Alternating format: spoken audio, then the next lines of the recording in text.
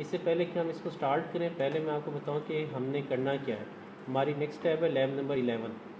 ठीक है, lab number 11 में हमारा introduction to electronic work bench.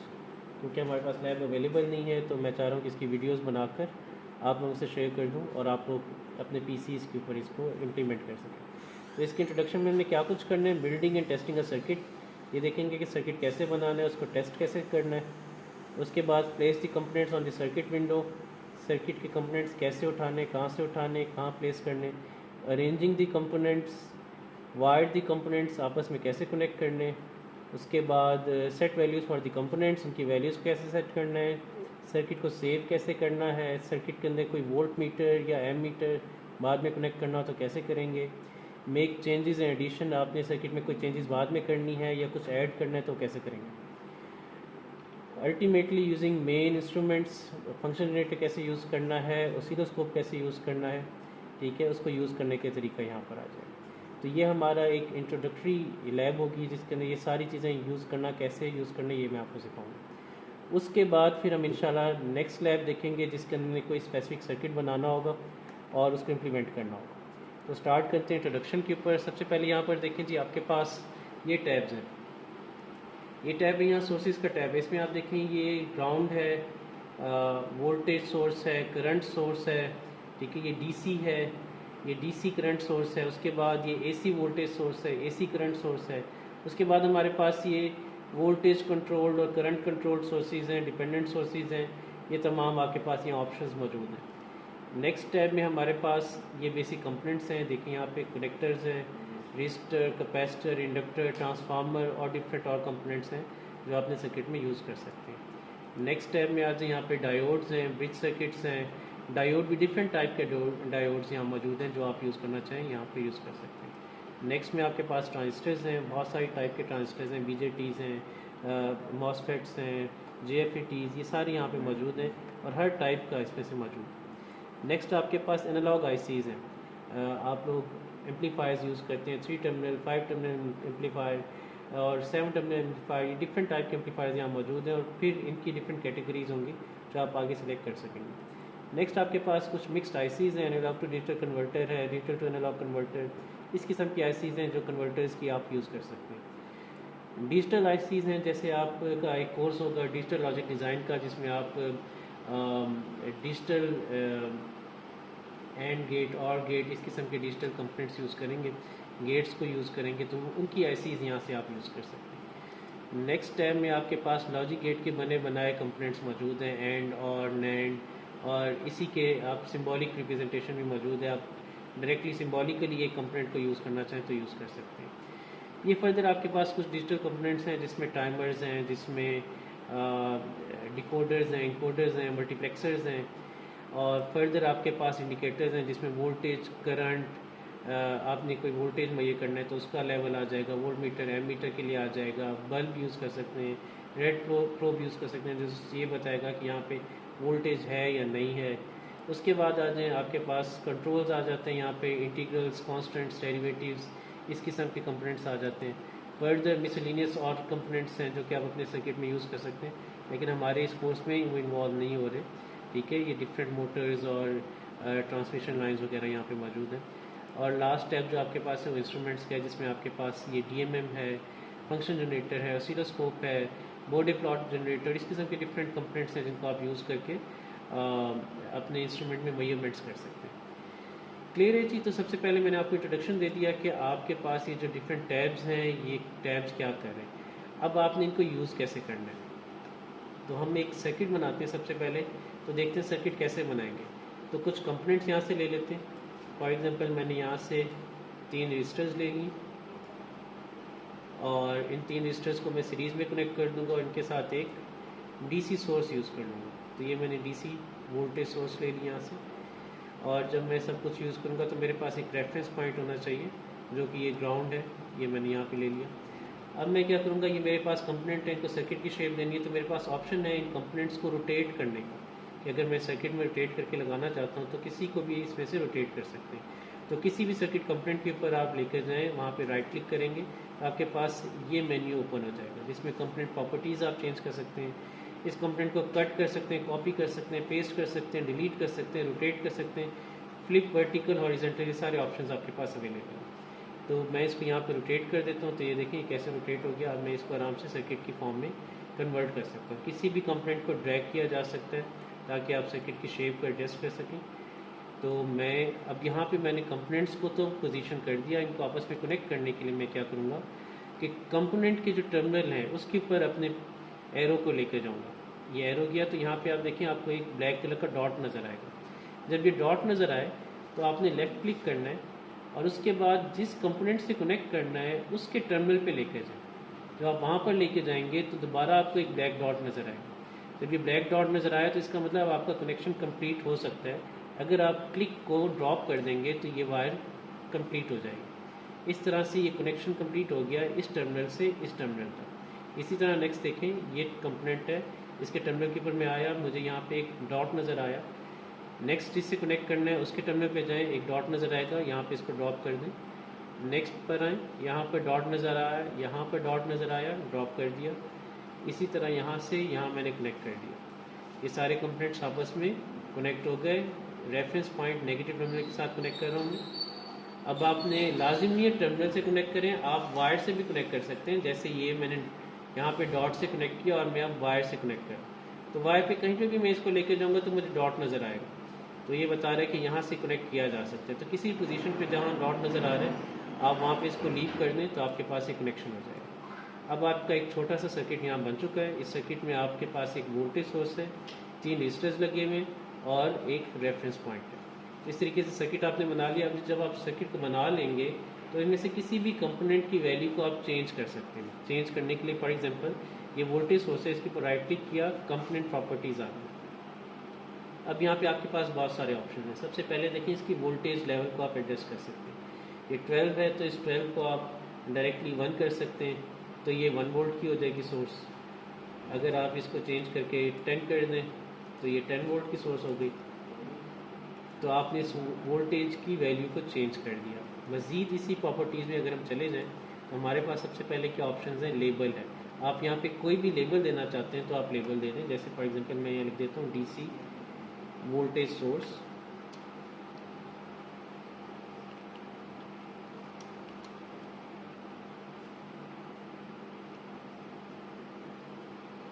तो ये मैंने इसको लेबल दे दिया है। इसका रेफरेंस V1 है, आप इसको कोई और नेम दे सकते हैं।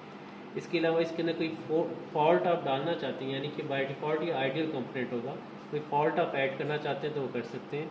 आपके पास जो सामने नज़र आ रहा है यहाँ पर देखिए 10 वोल्ट लिखा हुआ नज़र आ रहा है। इसमें क्या कुछ है, इसमें एक तरीके जो लेबल मैंने लिखा है वो भी नज़र आएगा, वैल्यू 10 वोल्ट भी नज़र आएगी और कोई आपने रेफरेंस ID दी है तो वो भी यहाँ पे नज़र आएगी। आप इनको चेंज कर सकते हैं, आप चाहें तो ये नज़र आए, आप चाहें तो इनमें से कोई भी वैल्यू नज़र नहीं आएगी। तो आपने कुछ भी यहाँ से ख़त्म करना है तो उसको यहाँ पे ख़त्म कर देंगे, ये सब ख़त्म हो जाएंगे। लेकिन बेहतर है कि ये विजिबल हो ताकि आपके लिए समझना आसान हो जाए। एनालिसिस सेटअप के अंदर आप चाहें तो यहाँ पे आपके पास फ्रीक्वेंसी और इस किस्म की वैल्यूज़ हैं, क्योंकि DC है तो हम उसको एडजस्ट नहीं कर रहे। तो ये ऑप्शन यहाँ पे आपके पास मौजूद है। आपने चेंजेस की, ये देखें जो लेवल आपने लिखा था DC वोल्टेज सोर्स वो लेवल लिखा हुआ आ गया, ठीक है, और साथ में 10 वोल्ट लिखा हुआ आ गया। इसी तरह डिफरेंट आपके पास रजिस्टर्स लगे हुए हैं, इनकी वैल्यूज़ को आप एडजस्ट कर सकते हैं। जैसे ये 1 किलो है तो इसको आपने 1 रहने दें, नेक्स्ट को 2 कर देते हैं। जस्ट टू अंडरस्टैंड हमने इसकी वैल्यू को 2 कर दिया तो ये 2 किलो ओम का हो गया। इसकी वैल्यू को हमने 3 कर दिया तो ये 3 किलो ओम का हो गया, ठीक है। तो टोटल रेजिस्टेंस आपके पास 1, 2 और 3 6 किलो ओम की रेजिस्टेंस होगी सीरीज़ में। इस तरह आपने कंपोनेंट्स की वैल्यूज़ को एडजस्ट कर दिया। इसके साथ साथ आपके पास एक ऑप्शन है कि अगर आप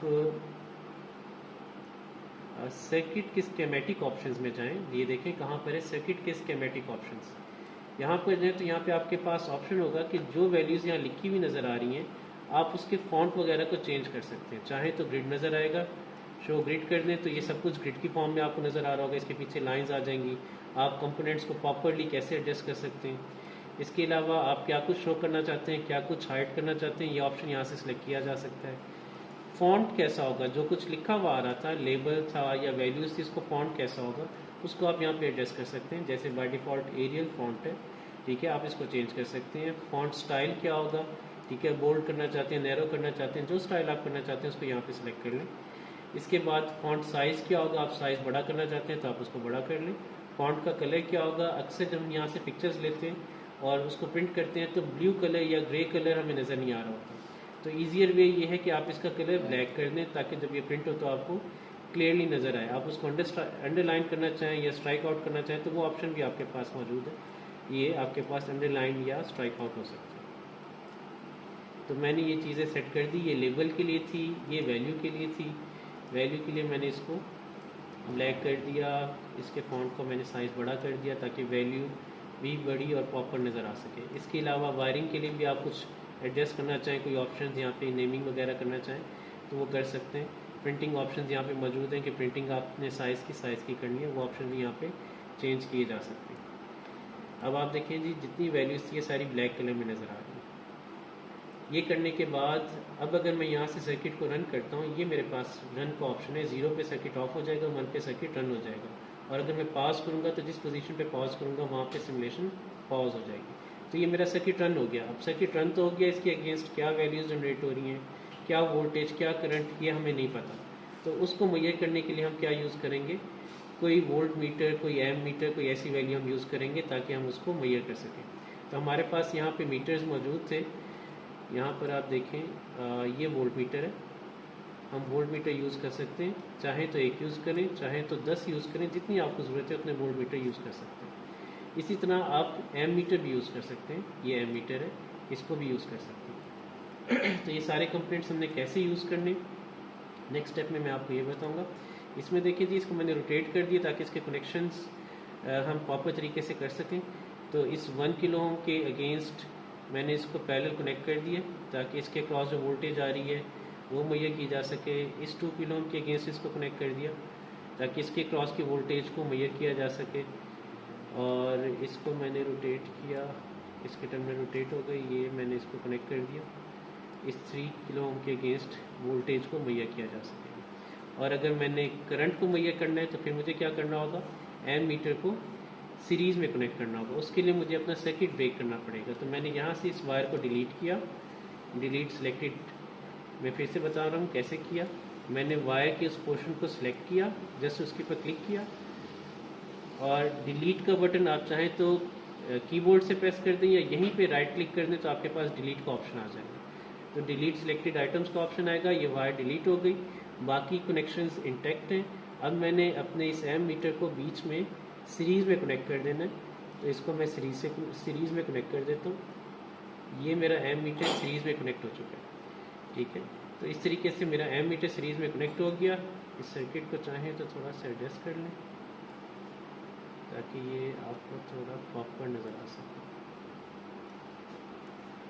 ये एम मीटर सीरीज़ में कनेक्ट हो चुका है।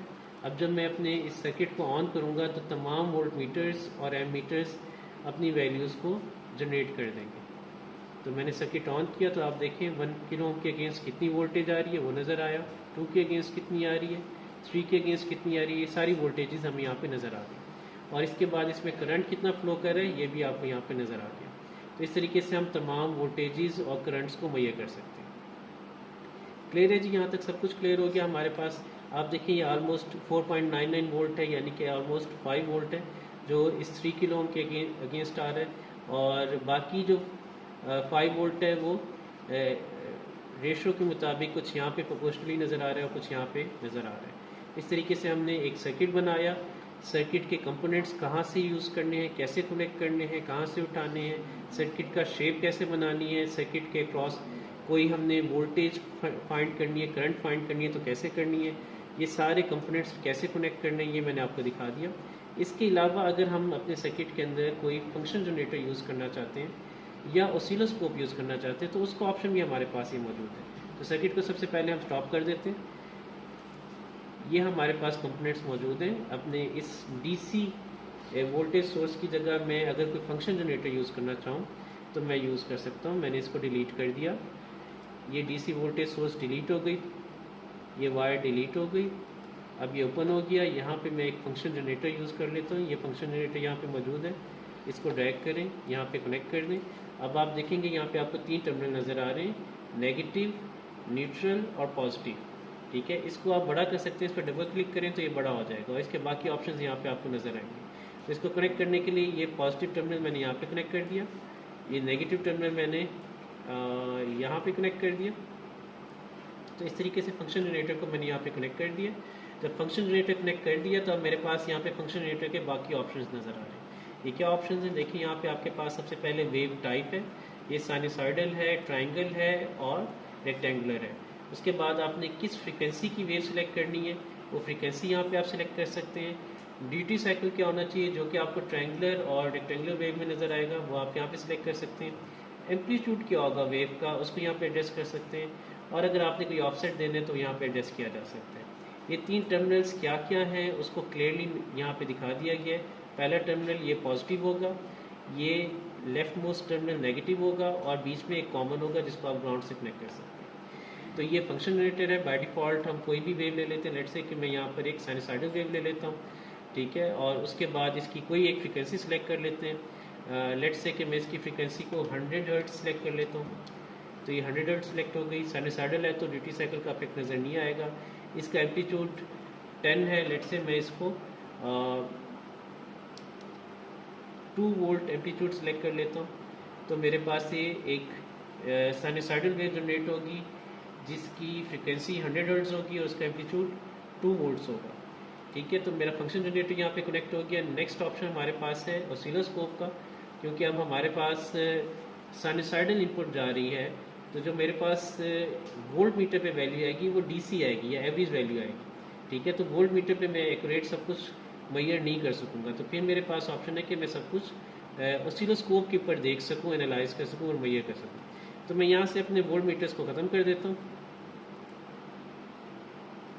ये वोल्ट मीटर ख़त्म हो गया मेरे पास, ये एम मीटर भी मैंने ख़त्म कर दिया, ये वोल्ट मीटर ख़त्म कर दिया। अपने सर्किट को दोबारा से प्रॉपर शेप दे देते हैं।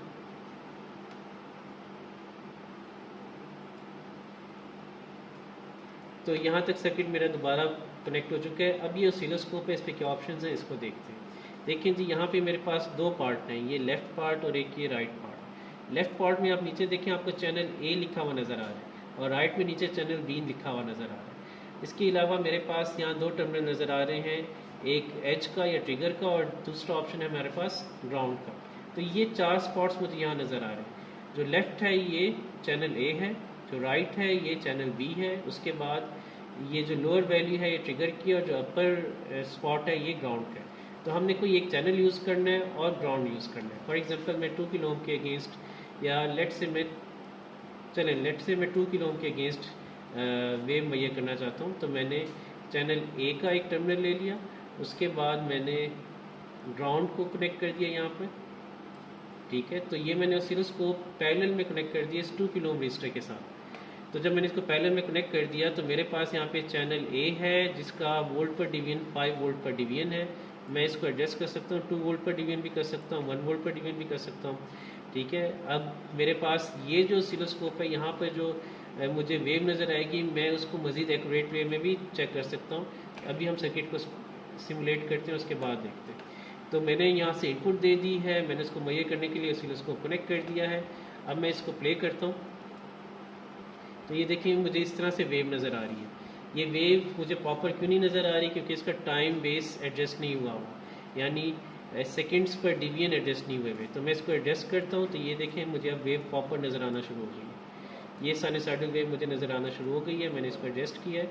अब आप देखें कि ये थोड़ा सा मेरे लिए मुश्किल है इसको देखना, ठीक है। अगर ये फ्रिक्वेंसी थोड़ी डिफरेंट होती तो देखना थोड़ा सा आसान हो जाता है, लेकिन अगर मैंने इसी को देखना है तो मेरे पास 2 ऑप्शन है। एक तो ये कि मैं इसको यहाँ से पॉज कर दूँ, ये पॉज कर दूंगा तो वेव यहाँ से मुझे नज़र आ जाएगी। अब वेव तो मुझे नज़र आ रही है लेकिन मुझे एक्यूरेट डाटा अगर यहाँ से लेना है तो वो मुश्किल हो रहा है। उसके लिए ऑप्शन है कि मैं इसको यहाँ से एक्सपेंड कर देता हूँ। अब जब मैं इसे एक्सपेंड करता हूँ तो मेरे पास यहाँ पर बहुत सारे ऑप्शंस और इनेबल हो गए। देखिए एक तो यहाँ पे एक ग्रिड नज़र आ रहा है, ये पूरी प्रॉपर वेव फॉर्म नज़र आ रही है, प्रॉपर डिवीजन हॉरिजेंटल और वर्टिकल नज़र आ रहे हैं, और इसके साथ मुझे यहाँ पे 2 मार्कर्स नज़र आ रहे हैं। एक ये रेड मार्कर है जो नंबर 1 है और ये ब्लू मार्कर है जो नंबर 2 है।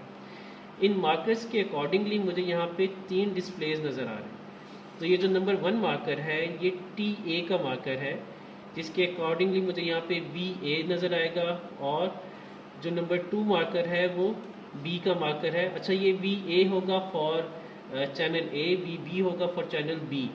तो अगर मैं चैनल बी यूज़ करता तो उसकी वैल्यू भी नज़र आ रही होती, क्योंकि मैंने सिर्फ चैनल ए यूज़ किया है तो चैनल ए की वैल्यू यहाँ पे मुझे नज़र आ रही है। जैसे मैं इस मार्कर को चेंज करूँगा तो आप देखिए ये वैल्यू चेंज हो रही है।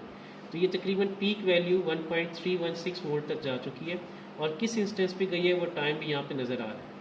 इसके साथ साथ अगर मैं मार्कर 2 यूज़ करूँ तो मैं नेगेटिव पीक देख सकता हूँ। मेरी ये नेगेटिव पीक आ रही है यहाँ पे -2.6416 के ऊपर।